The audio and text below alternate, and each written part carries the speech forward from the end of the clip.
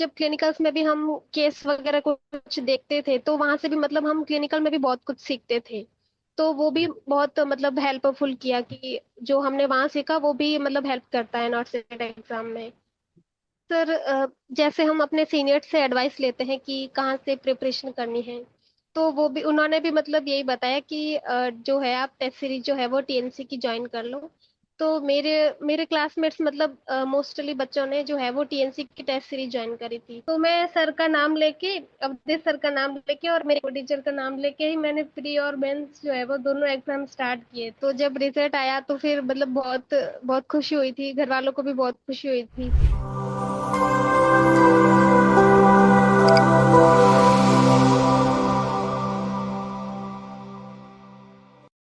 नमस्कार साथियों, टीएनसी के डिजिटल प्लेटफॉर्म पर आप सभी साथियों का हार्दिक स्वागत है। साथियों, आज हमारे साथ जो स्टूडेंट जुड़ी हैं, इन्होंने नॉर्सेट 9 के अंदर एक बहुत ही अच्छी रैंक अचीव की है। आपको बता दूं दोस्तों, इनका नाम डाफू है और इन्होंने जो all India rank 136 NORCET 9 mains के अंदर अचीव की है। आपको बता दूं, ये राजस्थान की रहने वाली हैं और इन्होंने राजस्थान का जो नाम है वो रोशन किया है। दोस्तों, आइए इनसे जानते हैं कि इनका किस तरीके से इन्होंने अपनी जो तैयारी थी उसको और ज्यादा बुलंद किया था और ज्यादा अच्छा किया था, और किस तरीके से इन्होंने जो इतनी अच्छी रैंक है नॉर्थ सेट 9 के अंदर वो अचीव की थी। एक एक करके इनसे जानते हैं, एक एक करके दोस्तों इनसे जानते हैं। तो सबसे पहले मैं टीएनसी की तरफ से और टीएनसी के सभी टीचर्स की तरफ से आपको शुभकामनाएं देना चाहूंगा कि आपकी इतनी अच्छी रैंक नॉर्थ सेट 9 के अंदर आपने अचीव की है। जो हर व्यक्ति का सपना होता है कि उसकी इतनी अच्छी रैंक नॉर्सेट के अंदर आ सके, और आपने वो चीज करके दिखाई है। तो सबसे पहले तो आपको congratulate from the TNC and पूरी टीएनसी टीम आप पर प्राउड फील करती है। Thank you sir, thank you so much. Okay, welcome welcome dear. Next, सबसे पहले स्टार्ट करते हैं इंट्रोडक्शन से। तो मैं आपसे जानना चाहूंगा कि आपका नाम क्या है और आप कहाँ से बिलोंग करते हैं। इसके अलावा आपने जो अपना ग्रेजुएशन है, जो आपने कॉलेज है, वो कहाँ से किया है, कब पास आउट हो, ये सारी चीजें जानना चाहूंगा। तो एक बार आप ब्रीफ इंट्रोडक्शन हमारे बच्चों को दें, जिससे हमारे बच्चों को पता लग सके आपके बारे में। सर, मेरा नाम ताफुक कुमावत है। मैं राजस्थान से बिलोंग करती हूँ, फलोदी डिस्ट्रिक्ट से। मैंने अपनी ग्रेजुएशन जो है वो एम्स ऋषिकेश से कंप्लीट करी। अभी 31 जुलाई 2025 को ही मतलब हमने अपनी ग्रेजुएशन कंप्लीट करी है। ओके ओके, आप राजस्थान से हैं, और राजस्थान में जैसा आपने बताया, आपकी जो डिस्ट्रिक्ट है वो कौन सी बताई थी dear? Phalodi district. Phalodi district.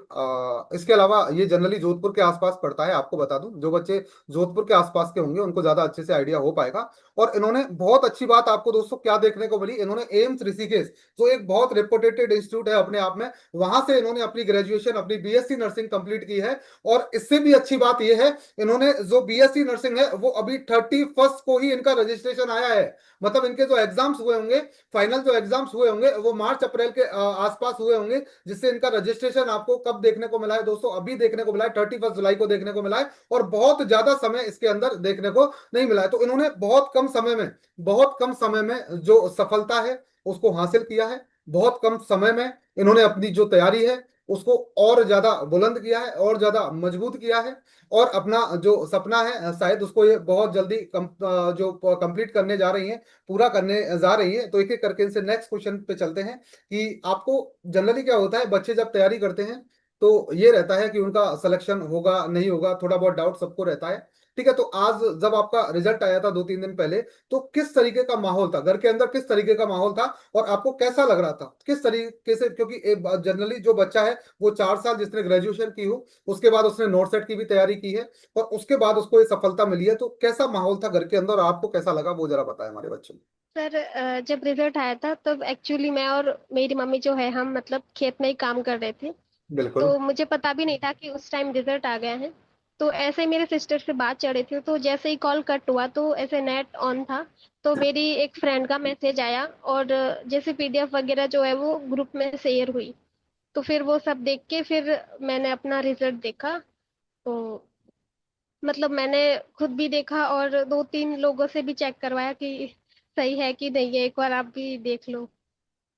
तो जब रिजल्ट आया तो फिर मतलब बहुत बहुत खुशी हुई थी, घर वालों को भी बहुत खुशी हुई थी। बिल्कुल बिल्कुल। देखो, सिंपल सा है, होना भी चाहिए, क्योंकि इतनी अच्छी रैंक 136 रैंक इनको इनकी देखने को मिली है नॉर्थ साइड के अंदर, तो एक बहुत अच्छी रैंक है।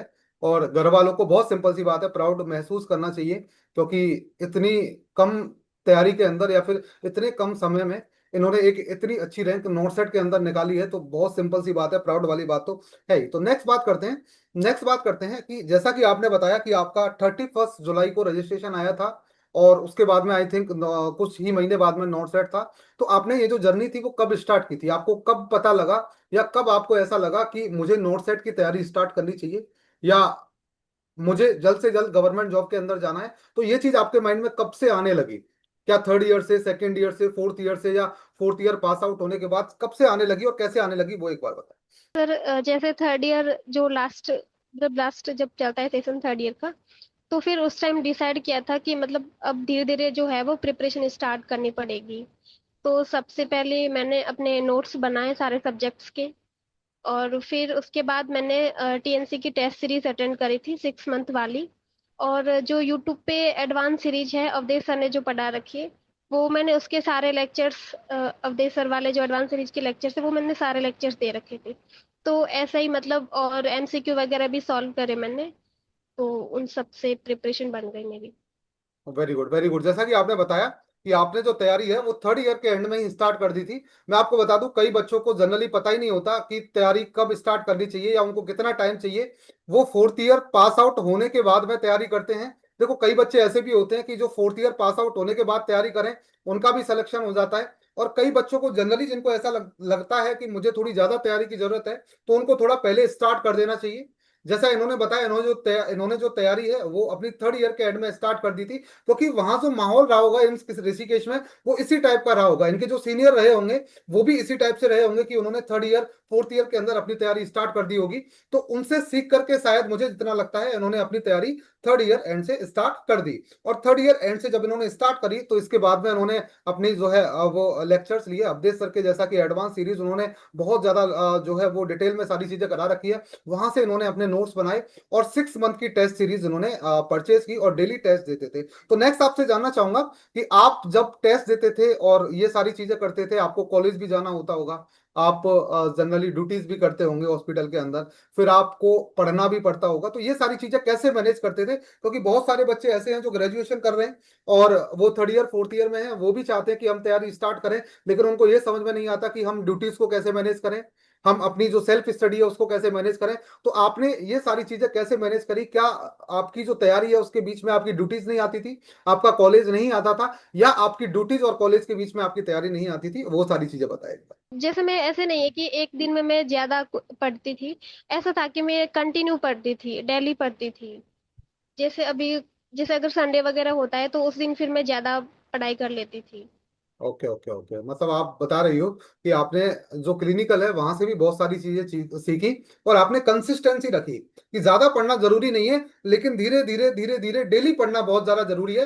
यदि आप कंसिस्टेंट रहोगे बहुत लंबे समय तक, तो आपको सफलता जरूर मिलेगी। जैसा कि ये बता रही हैं डाफू कि आप ये जो है वो हमेशा कंसिस्टेंट रही थी, चाहे ये कम पढ़े ज्यादा पढ़े, जैसा इनको समय मिलता था, लेकिन ये पढ़ती डेली थी, उसकी वजह से आज इनको इतनी अच्छी रैंक दोस्तों मिली है। तो नेक्स्ट मैं जानना चाहूंगा कि आपको टीएनसी के बारे में कब पता चलेगा कि टीएनसी जनरली तैयारी कराती है, या टीएनसी की टेस्ट सीरीज है? तो टीएनसी के बारे में ओवरऑल आपको किससे पता लगा, कब पता लगा, और टीएनसी से आप कब जुड़े? तो ये बात भी थोड़ा बताएं।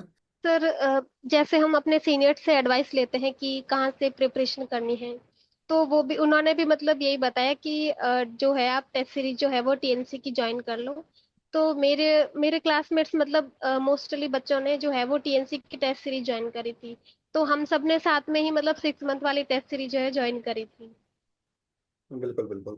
तो आपने टेस्ट सीरीज ज्वाइन कब करी थी, फेब में ज्वाइन करी थी? हाँ सर, मार्च मार्च में करी थी। मार्च के आसपास आपने ज्वाइन करी थी। तो इनको इनके सीनियर से पता लगा कि टीएनसी की जो टेस्ट सीरीज है वो यूनिक टेस्ट सीरीज है, जहाँ डेली टेस्ट होते हैं, और ऐसी टेस्ट सीरीज है जहां सबसे ज्यादा एस्पिरेंट्स जो है वो डेली टेस्ट देते हैं। तो आप अपने आप में एनालिसिस भी कर सकते हो।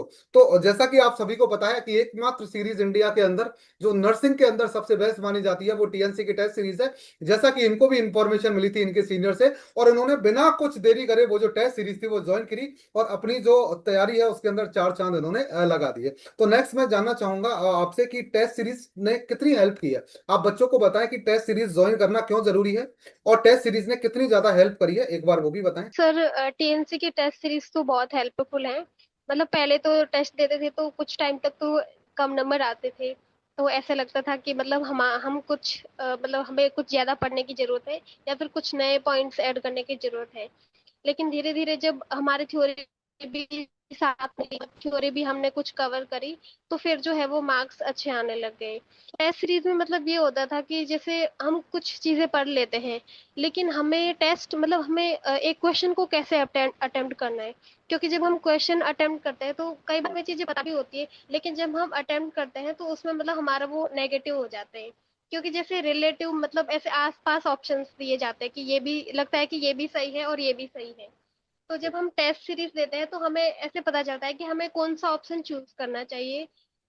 तो और दो सबसे बड़ी चीज थी कि हमारे नेगेटिव्स जो है वो कम होते हैं, मतलब हमें पता चलता है कि हमारे वीकनेस कहाँ पर है, हमें कौन से पॉइंट को स्ट्रॉन्ग करने की जरूरत।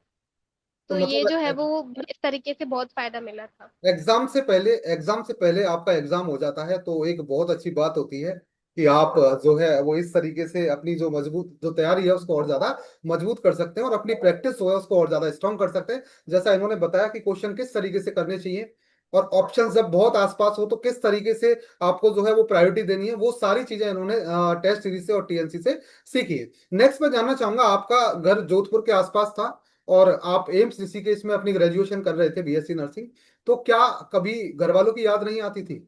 क्या ऐसा नहीं लगता था कि घर जाना चाहिए, या वो कभी एक डिस्ट्रैक्शन का कारण नहीं बना आपके जीवन में, कि उसको आपने कैसे फिर किस तरीके से हैंडल किया, वो भी एक बार बताएं।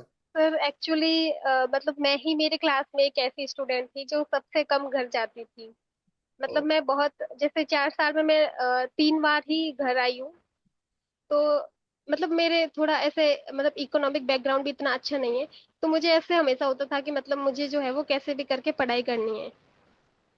वेरी तो घर वाले भी फिर मतलब जैसे मम्मी वगैरह से बात होती थी तो मम्मी ऐसे कहती थी कि कोई ना बेटा अभी पढ़ ले, फिर घर आ जाना जब भी तेरे को टाइम मिले। अभी जब पढ़ने का टाइम है तो तुझे पढ़ लेना चाहिए। तो वो भी ऐसे मतलब मोटिवेट करते थे, ऐसे नहीं कि हाँ तुझे याद आ रही होगी अब घर आ जा। तो मतलब वो भी मम्मी हमेशा ऐसे मोटिवेट करती थी, तो ऐसे ज्यादा फील नहीं होता था कि हाँ घर से दूर हूँ। बिल्कुल बिल्कुल, देखो इन्होंने बहुत अच्छी बात बोली। पेरेंट्स हमेशा आपकी सक्सेस के अंदर एक बहुत बड़ा रोल मॉडल होते हैं।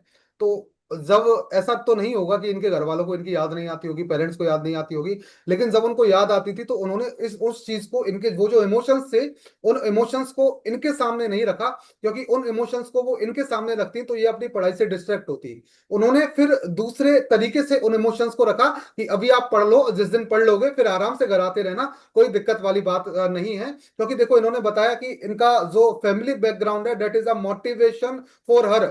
वो इनके लिए एक मोटिवेशन था। जैसा कि ये बता रही है 4 साल में कुछ ही बार ये घर आई हैं, ये बहुत बड़ी बात है, बहुत बड़ी बात है कि 4 साल में 3-4 बार घर आना, मतलब साल भर में मैं एवरेज मानूं तो एक बार ये घर आई है।